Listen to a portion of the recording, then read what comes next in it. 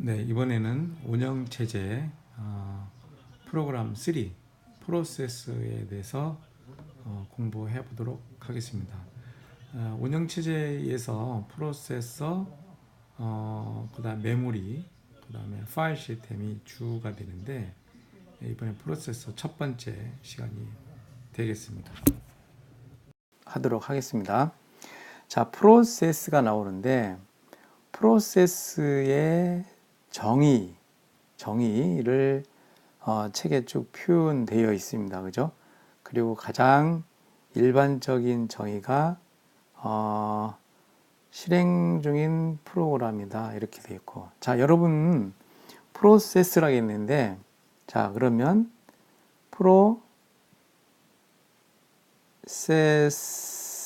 프로세서와 프로세스,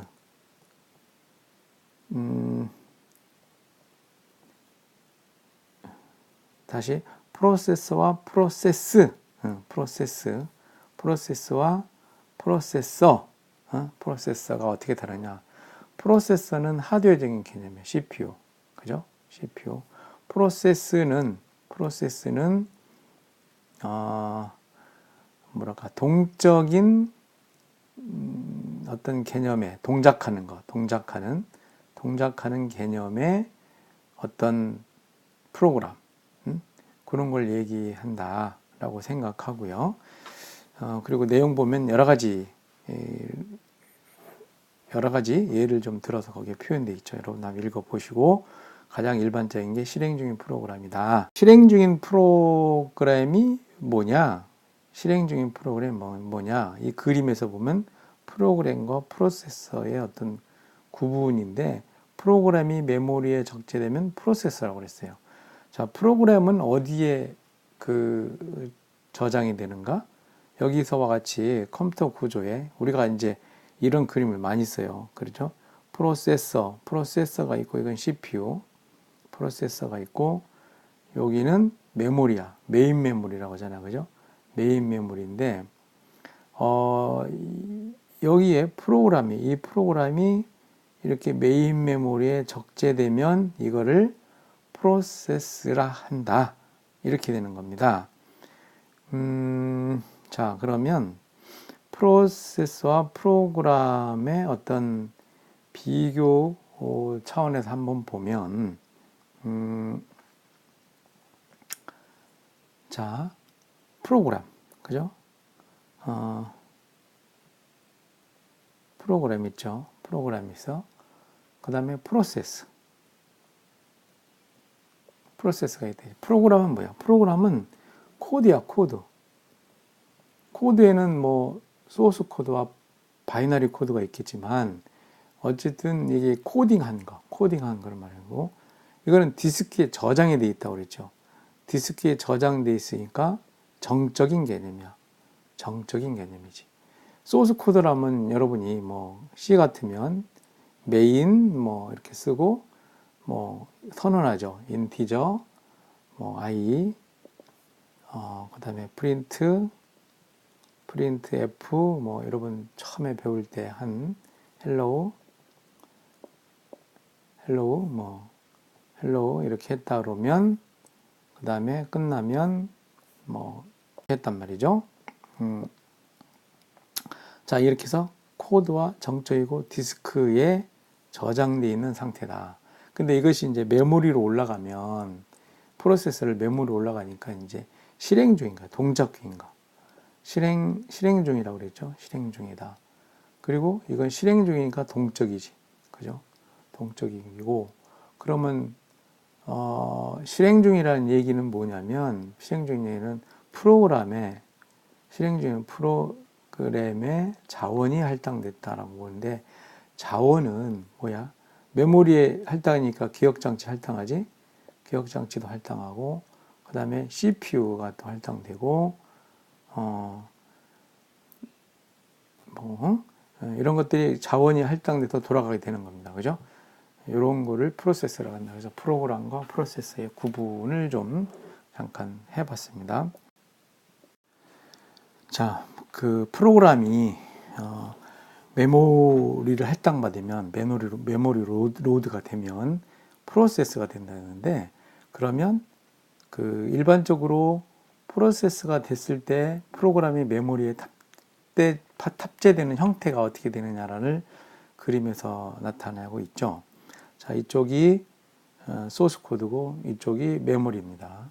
근데 프로그램이 로드될 때 메모리의 어떤 구조가 첫 번째로 스택이라는 게 있고, 그 다음에 힙, 데이터, 코드 이런 식으로 나눠지고 있습니다.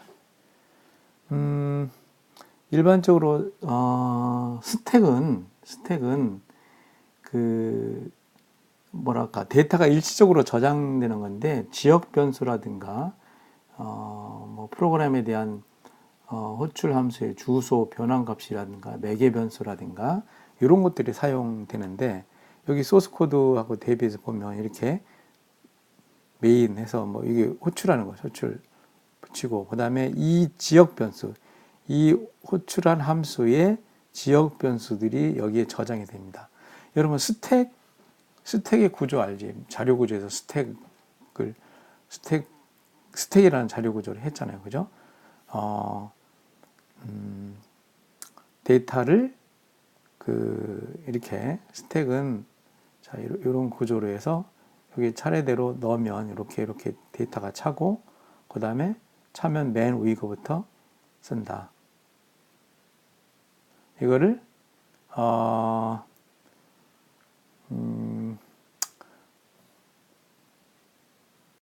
대표적인 자료 구조가 뭐 스택이 있고 큐가 있지 않습니까? 지금 OS에서는 스택과 큐를 많이 쓰게 되는데, 큐 같은 경우는 여러분 이렇게 처음에 입력이 되면 처음 들어온 게 처음 나가잖아. 그래서 first in, first out이라는 말을 쓰잖아. 그 다음에 스택 같은 경우는 여기 차곡차곡 여기 쌓았다가, 이런 구조니까 이게 다 쌓았다가 맨 마지막에 들어간 것부터 나가니까 last in, first out이 되겠네. last in, first out. 이런 형태의 구조가 스택이다.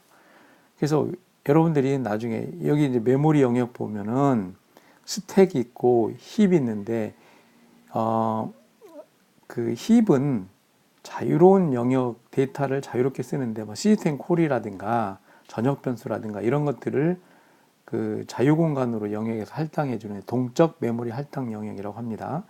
요게 있고, 그 위에 이제 스택이 있는데, 스택은 위부터 이렇게 밑으로 영역을 확장하고, 힙은 밑에서 위로 영역을 확장하게 됩니다. 그래서 이 하나의 프로그램 처리하기 위해서 메모리 할당하고 힙과 스택이 서로 어떤 한 일정한 영역을 나누어 쓰는데, 사실 힙이 위로 올라가고 스택이 밑으로 내려와서 이 공간이 맞닥치면 이게 이 프로그램 운영하는 한계가 되겠죠. 그죠? 넘으면 프로그램 오버플로 나서 운영할 수가 없겠지. 자, 이런 식으로 할당을 하고, 데이터는 여기서 같이 그 데이터를 입력한 그 부분, 그 프로그램에 사용하는 데이터를 넣는 것이고, 코드는 실행 명령이라든가 오브젝트 코드들을 여기다 넣어놓고 쓰는 겁니다. 그리고 여러분 여기서 이런 그 호출 함수 같은 경우, 또 지역 변수들을 왜 스택에 넣는지, 아마 여러분들이 여기 함수가 이렇게 계속해서 많이 있다고 생각을 해봐요. 그랬을 때 스택에 저장하는데 왜 스택 구조로 만들어 쓰는지를 여러분들이 한번 생각을 해봤으면 좋겠습니다. 여기서는 그 시스템 관점이 프로세스라 했는데, 시스템 관점이라고 하면 반대로 말하면 사용자 관점이 있겠네. 사용자 관점에서는 사용자 입장에서는 프로그램이 메모리에 올라가서 실행하는 거, 그거는 사용자 관점이 되겠지만, 시스템 관점에서는 프로그램이 메모리에 올라가면 실행되기 위해서는 여러 가지 관리를 해줘야 됩니다. 예를 들면 스케줄러라고 해서 디스크에 있는 거를 메모리에 어떤 것부터 올릴 것인지, 또 이거를 CPU로 어떤 것부터 올릴 것인지, 이런 스케줄 관리가 여러 가지가 있어요. 이런 스케줄 관리. 그 다음에 여러 멀티 프로그램이잖아요. 멀티 프로그램일 때 그 영역들을 어떻게 보호할 것인지 서로 자원을 나누어서 쓴단 말이야. 교대로 쓴단 말이야. 그럴 경우에 서로 한 자원을 쓰고자 할 경우에 이거를 조정하지 않으면 한 프로세스가 한 자원을 쓰는데 동시에 쓸 수 없단 말이지. 근데 서로가 이렇게 쓰겠다고 대기 상태가 되면은 대기 상태가 그 지속이 되면 교착 상태라겠는데 이런 교착 상태를 어떻게 예방할 것이냐, 동기화를 어떻게 자원 관리 어떻게 할 거냐 이런 문제들이 생기는데 이런 관점에서는 시스템 관점에서 프로세서라고 말할 수가 있습니다. 자, 프로세스의 종류를 뭐 역할이나 병행 수익 방법에 의해서 나누는데 읽어보시면 될 것 같고요. 자, 프로세스의 상태 변화인데 프로그램이 실행되려면 몇 가지 과정을 거치게 되는데 크게 여기서 보면 크게 비실행과 실행되지 않은 상태니까 비실행과 실행된 상태로 표현을 해줬어요. 근데 이렇게 단순하게 프로세스가 실행되는 건 아니다. 그래서 다음 장에서 이렇게 뭐 생성부터 준비, 실행, 종료, 뭐 대기 이런 단계 상태 변화가 이렇게 상태 변화가 있는데 그 생성과 종료를 빼면 상태가 계속 변하는 건 준비와 준비와 실행과 대기 이런 게 있을 수가 있습니다. 요거를 좀 그 상태별로 조금 더 구체적으로 설명을 한번 해볼게요. 우리가 계속 반복되는 얘기지만 프로세스가 있어요, 그죠?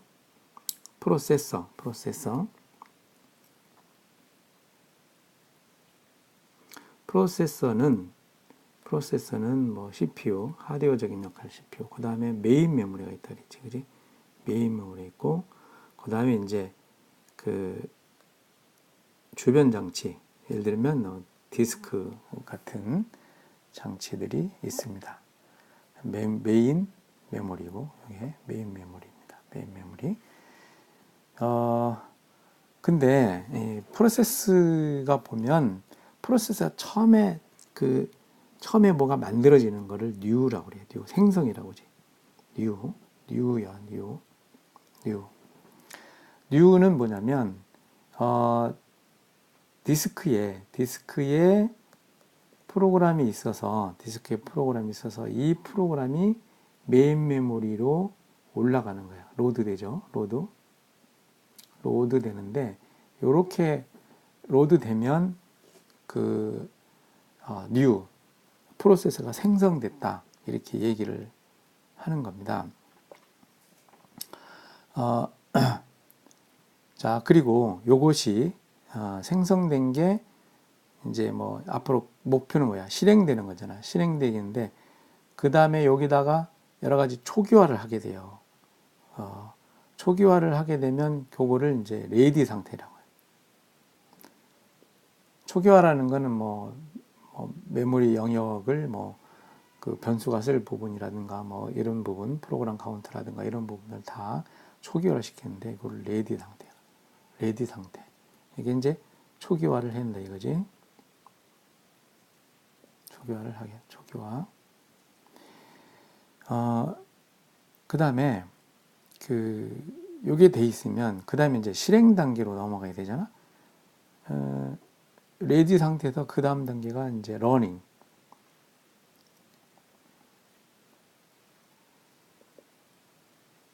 러닝 상태로 돼요. 러닝 상태가 되려면 어떻게 되냐면 실제로 뭐 돌아가려면 자 여기 메모리에 있던 프로세스가 실제로 실행이 되려면 그 다음에는 CPU를 할당받아야 돼. 그죠? CPU가 할당받아야 실제로 계산도 하고 뭐 다 한다 이거죠. 이렇게 이렇게 CPU를 할당하는 것들 예를 들면 자 이런 것들을 뭐라고 하냐면 디스패치라고 그래요.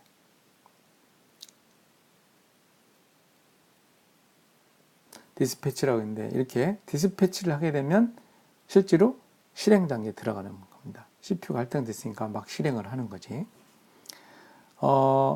그러다가 실행하다가 뭐 이제 끝날 수도 있겠지. 예, 완료되면 이거를 요 상태를 완료가 된다. 그럼 터미네이트지, 그지? 완료되니까 터미네이티드.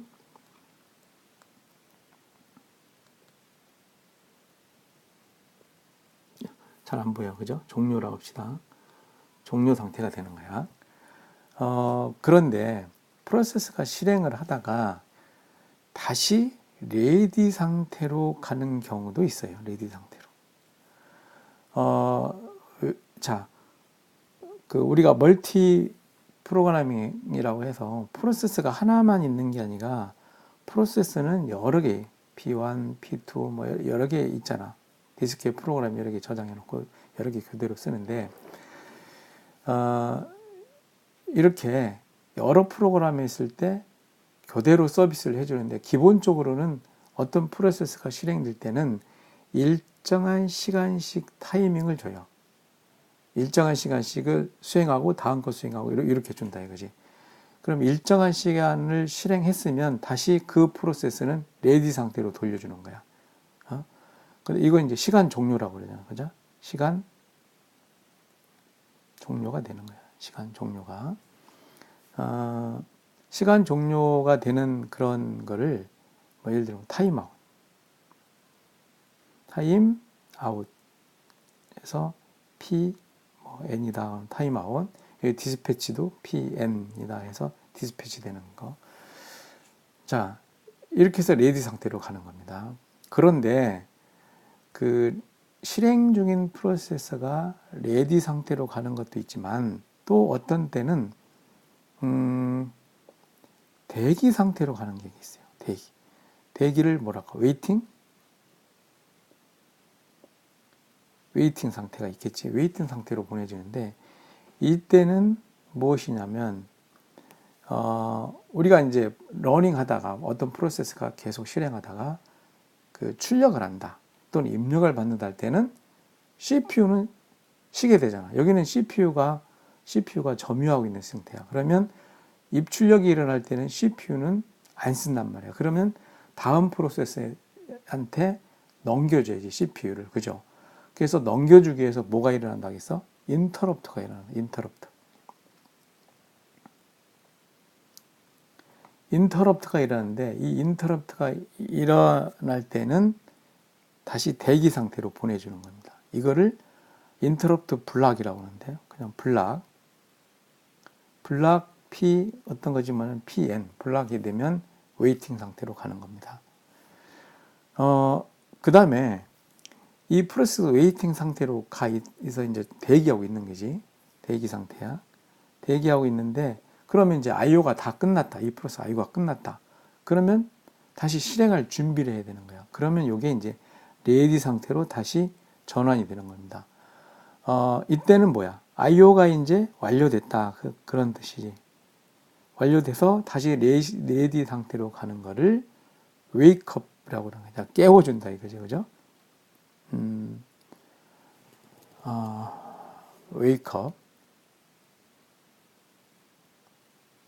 웨이크업 상태에서 P,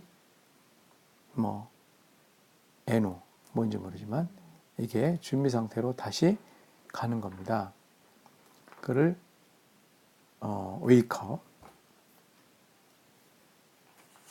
상태라고 얘기를 하죠. 자, 웨이크업 잘 안 보이죠? WAKEUP 웨이크업 상태로 간다. 이 그림이 잘 안 보이는데 한번 여러분이 이 그림을 한번 잘 그려서 어떤 프로세스의 상태를 좀 알 수 있도록 해주면 좋겠습니다.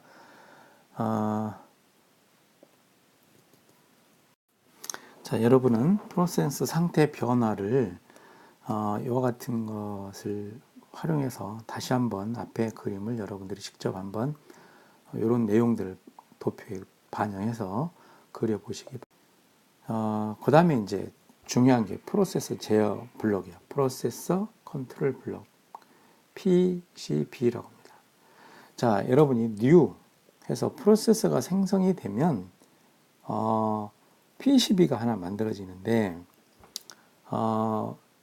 자, PC 결국 프로세서별로 자, 어떤 PCB가 뭐 PCB 뭐 1, 프로세서 2개 만들면 뭐 PCB 둘, PCB 3 이렇게 프로세서별로 PCB가 만들어집니다.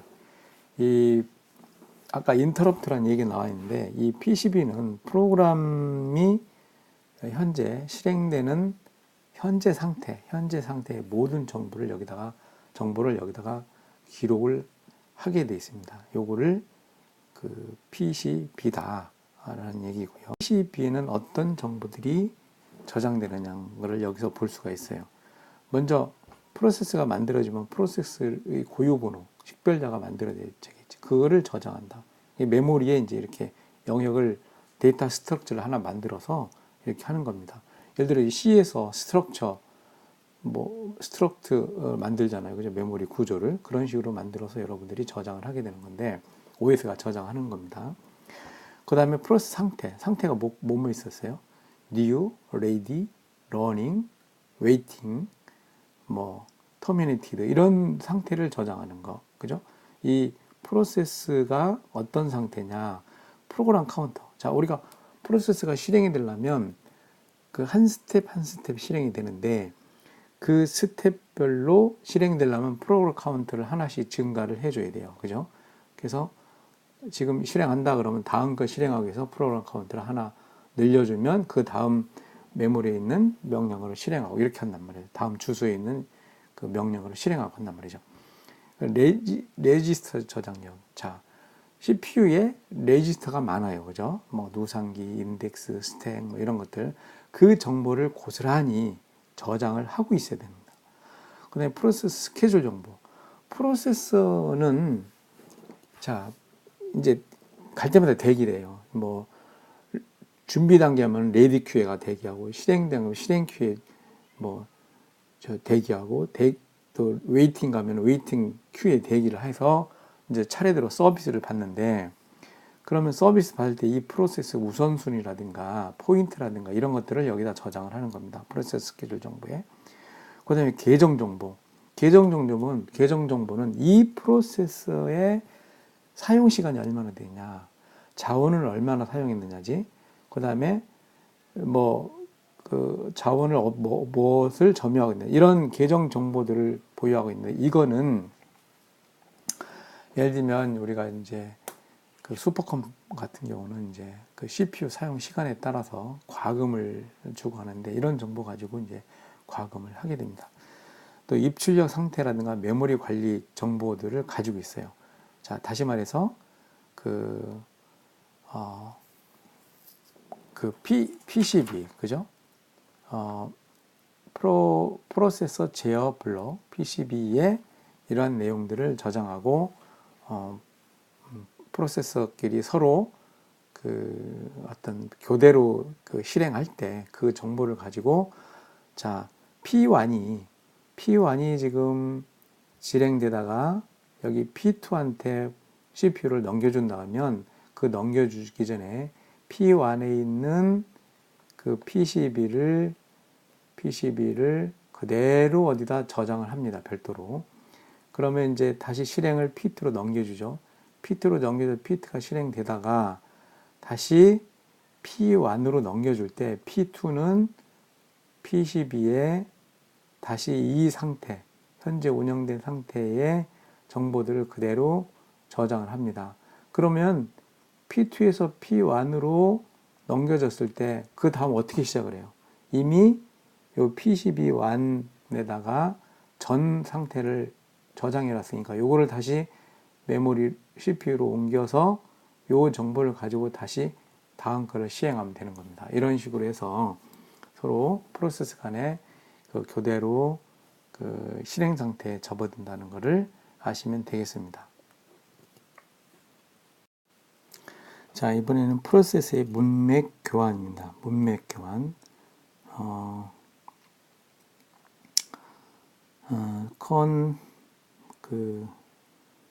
컨텍스트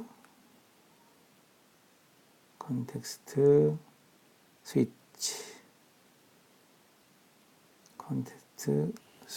컨텍스트 스위치를 문맥 교환이라고 하는데, 이 그림에서와 같이 우리는 그 멀티 프로그래밍이죠, 그죠? 프로세스가 뭐 여러 개, P1, 뭐 P2, P3, P4 여러 개 운영됐을 때 CPU를 각각 할당해줘야만 돌아가는 것인데, 하나의 CPU를 가지고 여러 프로세스를 운영하다 보니 문맥 교환이라는 말이 나오게 된 겁니다. 문맥 교환은 여기 그림과 같이 두 개의 프로세스를 예를 들었는데, 여기 P1과 P2가 있다. 이게 실행되는데, 뭐 이용자 입장에서는 동시에 실행하는 것처럼 보일지 모르지만, 오퍼레이팅 시스템에서는 문맥 교환에 의해서 교대로 처리를 해준다라는 겁니다. 예를 들면 P1이 쭉 실행되다가 요 상태에서 IO가 일어났다. 예를 들면 IO가 일어났다 그러면 이 다음에는 유유 상태, CPU를 사용하지 않는다. 그래서 요 때는 다른 프로세스의 CPU를 양도해 줘야 돼. 양보를 해주는 거지, 일종의. 양보를 해준다. 그러려면 내가 이 다음에 다시 요까지 실행된 이 다음을 이어서 실행하려면 현재까지 실행한 정보를 어디다 저장을 해 놔야 돼. 실행 정보가 저장되는 장소를 뭐라고? PCB라고 그랬지. 그죠? 그리고 프로세서 하니까 PCB에다가 그 내용들을 저장하는 거다. 예를 들어 프로세서 ID, 뭐 그 CPU에 있는 레지스터에 있는 내용들, 뭐 각종 포인터, 뭐 데이터 상태 이런 것들을 어디다 저장을 해놔야지. 그죠? 그게 PCB1에다가 P1 상태를 저장한다 했는데, 자, 이 상태에서 그 프로세서 1이니까 PCB1이야. PCB1에다가 그대로 저장을 해 둡니다. 그러면 저장해 놨으니까 그 다음에 이 쉬는 시간 동안에 그 이제 프로세스를 넘길 수 있지. 누구한테? P2한테. P2가 쭉 쉬다가 이 상태에서 실행할 수가 있었어. 그러면 P2는 이미 이 앞에서 PCB에 자기 상태를 저장했어. 그놈을 다시 로드해서 이때부터 실행을 하게 되는 겁니다. 실행하다가 어떤 인터럽트 사유가 발생했다. 이제 뭐 IO라든가 그런 건이 발생했다. 또는 뭐 쉴 수 있는 게 뭐겠어. 그다음에 어떤 뭐 문서 작업이나 문서 작업하다가 뭐 담배 한 대 피러 나갔다 그러면 그때 쉬는 시간이란 말이야. 쉴 때 다른 사람한테 넘겨줘야 되니까 이때도 현재까지 시행한 상태를 P2의 PCB에 그대로 저장을 해두고 이 프로세서 권한을 P1한테 넘겨줬어. P1은 그럼 아까 정지를 했잖아, 그죠? 유예 상태에 들어갔잖아. 그럼 그 이전 상태에 그 어떤 뭐 프로그램 문장이라든가, 그죠? 프로그램 카운트에 있는 내용이라든가, 내용들을 그대로 가져야 돼. 어디다 저장해서? PCB1에 저장했으니, 그거를 다시 복원을 합니다. 복원. 그 메모리를 올려서 요걸 가지고 다시 요 상태, 이 다음부터 실행을 하면 되는 거죠. 이렇게 교대로, 프로세스 각자 가지고 있는 정보를 저장해 놓고, 다음 프로세스는 그 프로세스가 갖고 있던 내용을 다시 가지고 시행하고, 이렇게 그 상태를 서로 CPU를 스위칭하는 거를 그 문맥 교환이다. 컨텍스트 스위치다. 이렇게 얘기를 하는 거고요. 이것이 어떻게 이루어지는지는 뒤에서 더 구체적으로 배우도록 하겠습니다. 자, 이후 프로세스 관리 이유는 인클래스에서 앞에 그 프로세스 상태 변화라든가 이런 걸 가지고, 그런 기초적인 걸 가지고 조금 더 구체적으로 프로세서 관리를 어떻게 하고 또 상태 변화의 세부적인 사항들에 대해서 좀 깊이 있게 과제를 통해서 수업을 하도록 하겠습니다. 여러분 수업 시간에 보겠습니다. 수고하셨습니다.